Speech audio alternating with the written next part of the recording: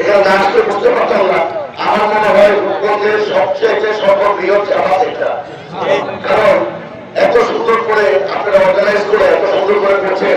এর জন্য এখানে যে ঈদগাহ কমিটিকে আমি প্রথমেই ধন্যবাদ জানাই।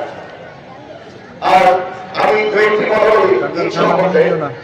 আসলে ঈদ হলো আনন্দের একটা জিনিস। এই আনন্দটা সবার মাঝখানে বেঁধে যাওয়াটাই হলো সবচেয়ে উত্তম কাজ। এর সবচেয়ে আনন্দটা তাহলে আমাদের মধ্যে অনেক বেড়ে যায়। একটু চেষ্টা করবেন যাতে আপনার পাশের বাড়িতে তারা মাংস খাচ্ছে নাকি, তারা ঈদ উদযাপন করতে পারছে নাকি। যদি তাদের মিলে যদি আমরা যদি ঈদ উদযাপন করতে পারি, তাহলে আমাদের সবার কাছে আমাদের ধর্মের জন্য আমরা সবসময় করে থাকবো, এবং আল্লাহর কাছে এবং নিজের কাছেও সবসময় ভালো থাকা যাবে। যাক, আমি আর বেশি কথা বলতে চাই আপনাদের মাঝখানে। আপনাদের জানেন আমার দাদা আমার বাবা আপনাদের সাথে মিলে সবসময় চলেছে।